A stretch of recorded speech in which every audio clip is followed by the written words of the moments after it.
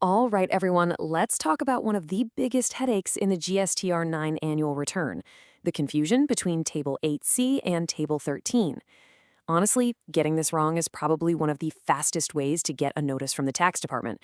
But don't you worry, by the end of this quick explainer, you'll see the difference clearly and be able to file with total confidence. So let's jump right in. So here's our game plan. First, we'll look at the exact reconciliation puzzle that trips up so many businesses. Then, we're going to clear up the main difference between these two tables once and for all. We'll also cover the brand new rules for this financial year, figure out how to handle some tricky ITC claims, and I'll show you exactly how to avoid what I call the negative 8D trap. And we'll finish up with a simple checklist of best practices. Okay, let's start with a big question. You see, filing your GSTR 9 is more than just a formality. It's you sending a story about your business to the tax department. The real question is, are you telling the right story? So let me ask you straight up. Is your GSTR 9 looking clean and compliant, or is it basically a magnet for scrutiny? More often than not, the answer boils down to one single critical calculation that we are about to break down right now. This formula right here, this is the heart of the whole matter. Table 8D is the final number the department looks at. As you can see, it starts with 8A, which is all your available credit. Then it removes 8B, the credit you've already claimed during the year.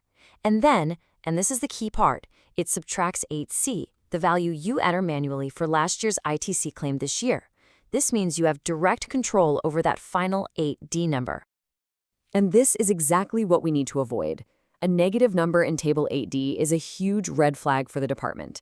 It screams that you have claimed more input tax credit than they think was available to you. This almost guarantees a notice, something like a DRC 01C, and it just kicks off a whole lot of unnecessary trouble. Okay, so to make sure we never see that negative number, we have to understand the fundamental difference between Table 8C and Table 13. It's not just about two different boxes, it's about what they're actually for. One is for reconciliation and the other is for disclosure. Think of it like this. Table 8C is very, very specific. It's a specialist. It only cares about one thing, ITC from the forward charge mechanism, or FCM, your standard B2B purchases.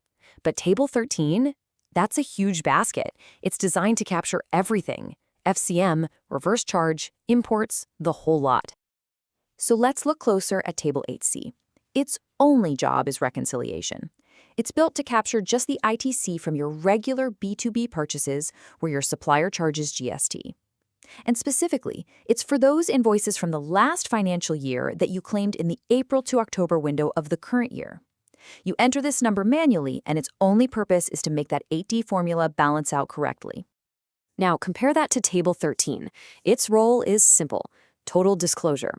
It wants to see every single rupee of ITC from the previous financial year that you claimed between April and October. This includes your forward charge, yes, but also your reverse charge or RCM credits, credits on imports, and any ISD credits.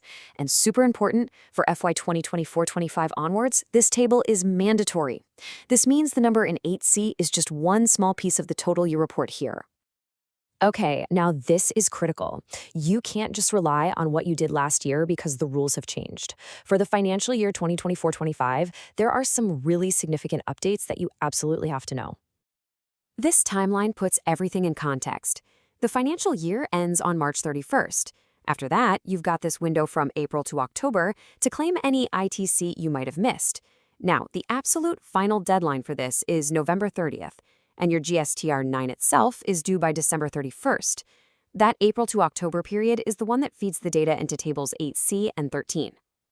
And the changes don't stop there. For this year, a few things are new. First, Tables 12 and 13 are now mandatory for everybody. You'll also spot some new tables for specific situations. But here's the big one. Table 8A is now pulled directly from your GSTR 2B based on document dates, which should make it way more accurate. And a nice little update. Table 8C now takes negative values, which makes handling credit notes from the previous year so much easier. All right, let's get into the areas where most of the mistakes happen, the complex stuff. We're going to look at exactly how to report your reverse charge, your imports, and those really tricky reversals and reclaims. But before we dive into the scenarios, let's just hammer this one point home. This is our guiding principle. No matter how complicated the transaction is, every single decision you make should be guided by this one rule. Table 8D must not be negative. Think of it as your North Star for filing GSTR 9. This table here is your cheat sheet. Just look at the logic. If you missed a regular FCM invoice, does it go in 8C? Yes. And in 13? Yes. Simple. But what about import ITC or RCM ITC? See, it's a no for Table 8C. It only goes in Table 13 for disclosure. This right here is the mistake that leads to a negative 8D. And check out the reclaims. If it's under Rule 37 for non-payment, it doesn't go in either of these tables. It has its own special home in Table 6H. So let's really focus on this negative ADD trap. It doesn't happen by accident. It's a direct result of a couple of very common and completely avoidable mistakes. Let's pull back the curtain on them. This right here is culprit number 1. People incorrectly putting their reverse charge and import ITC into Table 8C. And why is that so bad? Well, because these credits never show up in your Table 8A to begin with. So by putting them in 8C, you're subtracting a value that was never part of the original total. It's a mathematical certainty that you'll end up with a negative number. And the second big error is all about misreporting reclaims. Let's say you had to reverse ITC because you didn't pay a supplier within 180 days, and then later you reclaim it. That whole transaction has its own dedicated spot, Table 6H.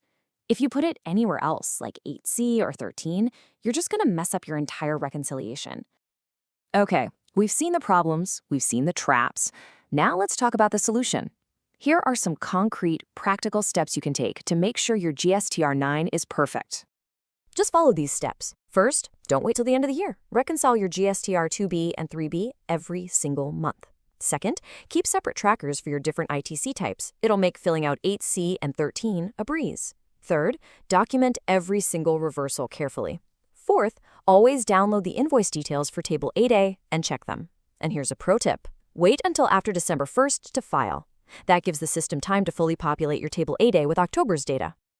So, if you remember just one thing from our entire discussion today, let it be this. Table 8C is just a small, specific part of the bigger picture in Table 13, and you must never, ever, ever report your RCM or import ITC in Table 8C. And of course, just a quick reality check on whether this applies to you. Remember, if your turnover is up to 2 crores, you're exempt. Between 2 and 5 crores, you have to file GSTR 9.